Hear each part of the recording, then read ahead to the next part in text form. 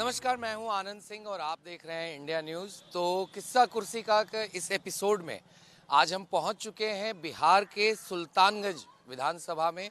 जी हां, सुल्तानगंज ये वही जगह है जहां से जब श्रावण मास में सारे श्रद्धालु वैद्यनाथ धाम यानी कि देवघर जब जाते हैं तो सुल्तानगंज से ही गंगा जल भरकर जाते हैं और यहाँ से वो पैदल 110 किलोमीटर की दूरी को तय करते हैं। चूँकि अब देवघर झारखंड में आता है और आप देख सकते हैं हमारे पीछे इस बोर्ड पे देवघर की दूरी भी लिखी हुई है 117 किलोमीटर।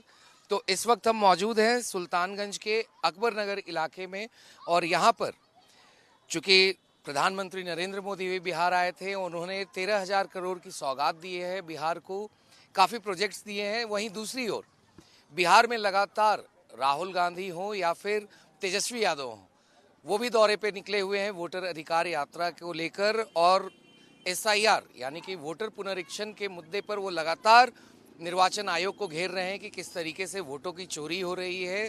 जो वोटर हैं उनके नाम काटे जा रहे हैं मतदाता सूची से और लगातार कांग्रेस और महागठबंधन दोनों ही की बनी हुई है एनडीए गठबंधन से और निर्वाचन आयोग से। तो हम यहाँ के लोगों से बात करेंगे और जानेंगे कि आखिर सुल्तानगंज के लोग क्या सोचते हैं, अगला मुख्यमंत्री यहाँ से कौन होगा बिहार से, चूँकि बिहार में चुनाव का बिगुल फूंक दिया गया है। आपका नाम सर? मेरा नाम सतीश कुमार उर्फ कन्हैया झा हुआ। कन्हैया जी, ये बताइए, लगातार 20 साल से नीतीश जी यहाँ सरकार में हैं। विपक्ष कहता है कि अब उनकी गाड़ी पुरानी हो गई, खटारा हो गई, किसी तरह का काम नहीं हुआ है, विकास नहीं हुआ है राज्य में। तो कैसे उनके आरोप को आप देखते हैं? देखिए, आज से 15 से 20 साल पहले जब आप भी बिहार के ही होंगे, अगर बिहार आते होंगे तो बिहार में सड़क नहीं थी। आज राहुल गांधी जी सड़क मार्ग से बिहार में यात्रा कर रहे हैं, ये एनडीए सरकार के लिए खुशी की बात है जो है।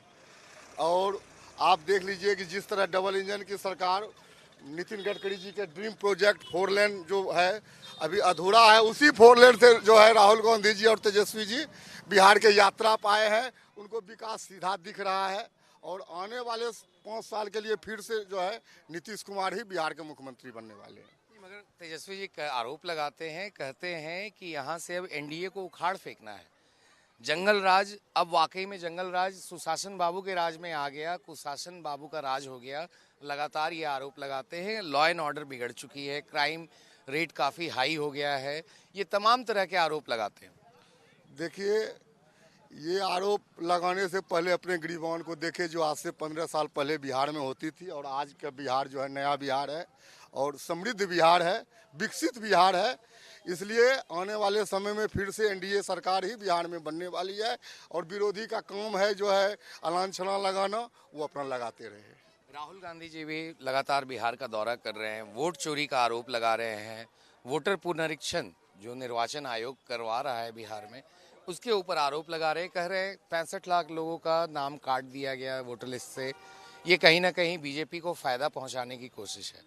लाखों लोग का भीड़ लेके राहुल गांधी जी यात्रा पे निकले हुए हैं, उसमें से एक भी लोग तो बता दे कि हमारी वोटर लिस्ट से मेरा नाम कट गया। हम लोग इतने लोग खड़ा हैं, इसमें से आप किसी से पूछिए किसी के बच्चे का या किसी का नाम वोटर लिस्ट से कटा है बांग्लादेशी का, रोहिंग्या का, जिसके लिए वो मरने के लिए आए हैं और यात्रा पे आए हैं। और बाकी भारतीय का किसी का वोट नहीं कटा है, जिसका छूटा। मगर लगातार कहते हैं तेजस्वी यादव की राहुल गांधी को प्रधानमंत्री बनाना है 2029 में, नीतीश बाबू को यहाँ से कुर्सी से हटाना है। देखिए, 58 साल के युवा राहुल गांधी जी घूम रहे हैं, बेरोजगार है तो घूमेंगे ही। और जब उनकी सरकार थी तब उनको घूमने का समय नहीं था। आज जो है आंधी है पूरे देश में, बीजेपी और एनडीए सरकार की, मोदी जी का क्रेज जिस तरह विश्व में बढ़ रहा है तो इनको तो रोड पे आना ही पड़ेगा। और उसी के तहत आज रोड पे आए। बिहार की जनता अभिवादन के लिए तैयार थे, लेकिन उन्होंने हाथ हिला के भी किसी जनता का अभिवादन स्वीकार नहीं किए। ठीक है, तो और भी लोग हैं यहाँ पर। आपका नाम? सूरज कुमार मेरा नाम है। सूरज जी, आप युवा हैं, लगातार बिहार से लाखों लोगों का पलायन होता है हर साल। विपक्ष यही आरोप लगाता है कि यहाँ अपॉर्चुनिटीज़ नहीं हैं युवाओं के लिए, जिसकी वजह से उन्हें पलायन करना होता है, दूसरे राज्यों में जाना होता है। तो लगता है आपको कि ये वाकई में एक समस्या है बिहार में? ये बात तो सही है, क्योंकि देखिए यहाँ भी कल कारखाना लगना चाहिए, जिससे कि जो बेरोजगार लोग हैं बाहर दूसरे राज्य में जाते हैं, वहाँ उसके साथ जो भी घटना होता है तो थोड़ा सा इस पे भी ध्यान देना चाहिए सरकार को। बाकी देखिए धीरे धीरे कोई भी चीज़ होता है। पहले देखिए हम लोग जब देख रहे थे तो रोड में इतना इतना गड्ढा था, लाइट नहीं था। एक बार लाइट कटता था तो पता नहीं कब आएगा, ये भी नहीं पता था।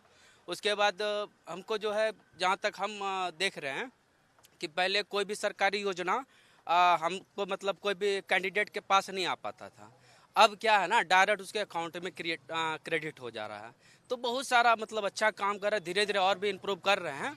तो अब जो है सरकार को जो है अब इसी पे काम करना है कि कल कारखाना बनवाए और मतलब एक रोजगार का मतलब अगर यही आरोप तो तेजस्वी लगा रहे हैं, यही आरोप राहुल गांधी लगा रहे हैं, नीतीश जी यहाँ पे 20 साल से मुख्यमंत्री हैं, तो आखिर उन्होंने क्यों नहीं यहाँ पर पलायन रोकने के लिए कुछ ठोस कदम उठाए?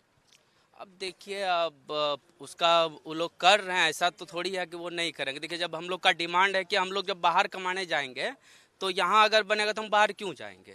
तो इसके लिए बात कर रहे हैं। अगर हो सकता है मतलब इस पे भी काम करेगी, या नहीं करेगी तो फिर हम क्या कर सकते हैं। हमारे साथ और भी लोग हैं, हम उनसे भी बात करेंगे और जानेंगे उनकी राय क्या है। क्या लगता है, वोट चोरी हकीकत है यहाँ बिहार में? जी ऐसी कोई बात नहीं है।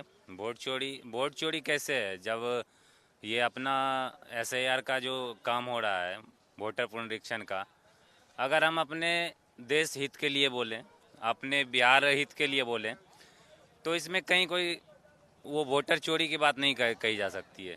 क्योंकि जब हर कोई जो वोटर हैं वो अपना वोटर पुनरीक्षण का कार्य स्वतः कर रहे हैं और अपना सारा जो भी उसमें पेपर मांगा जा रहा है वो दे रहे हैं, तो फिर इसमें वोट चोरी की कौन सी बात आ गई।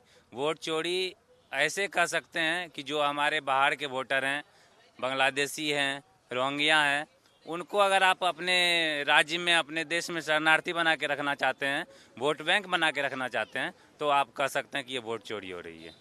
तो लगातार आरोप लगा रहे हैं तेजस्वी यादव कि हम लोग जो कुछ अनाउंस करते हैं नीतीश जी उसी का नकल करके उतार दे रहे हैं। हमने अनाउंस किया 200 यूनिट बिजली का, उन्होंने 125 यूनिट फ्री कर दी। हमने अनाउंस किया वृद्धा पेंशन, विधवा पेंशन बढ़ाने का, नीतीश जी ने उसकी नकल कर ली। तो ये सारे जो अब नीतीश जी बांट रहे हैं, लोगों के बीच में ये स्कीम्स दे रहे हैं, बीजेपी वही दूसरे राज्यों में इसको रेवड़ी कहती है, तो फिर बिहार में ये कितना सही है? देखिए नीतीश जी या एनडीए की सरकार जो भी योजनाएं ला रही है, जो भी हमारे बिहार प्रदेश के वासियों के लिए कर रही है, वो किसी के कहे और बताए गए रास्ते पे नहीं कर रही है। सरकार की जो योजनाएं हैं, तेजस्वी जी कहे कि 200 यूनिट बिजली फ्री हम करेंगे, हम सोच रखे थे, वो सोचते ही रह गए और हमारी सरकार जो है 125 यूनिट बिजली फ्री कर दी। तो उनका सोचने का काम है और मेरा काम करने का काम है। हमारी सरकार धरातल पे आके काम कर रही है। एक समय था कि शाम के 6 बजते थे, आज आप देख सकते हैं 6 से ज़्यादा बज गए होंगे। इस टाइम में लोग घर से निकलना पसंद नहीं करते थे, क्योंकि डर था कि अगर आज निकलेंगे तो हमारे साथ क्या होगा, ये कहा नहीं जा सकता है।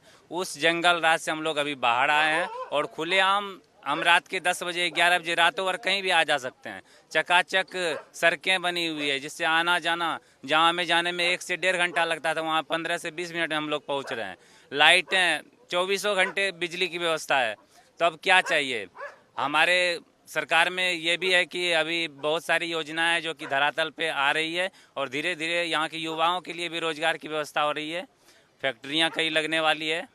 मगर आरोप लगा रही है अब तो विपक्ष जो है यहाँ पे कि जंगल राज जो नीतीश बाबू पहले के समय को बोलते थे, लालू जी के समय को, अब उससे ज़्यादा क्राइम यहाँ हो रहा है। दिन दहाड़े मर्डर हो रहे हैं, दिन दहाड़े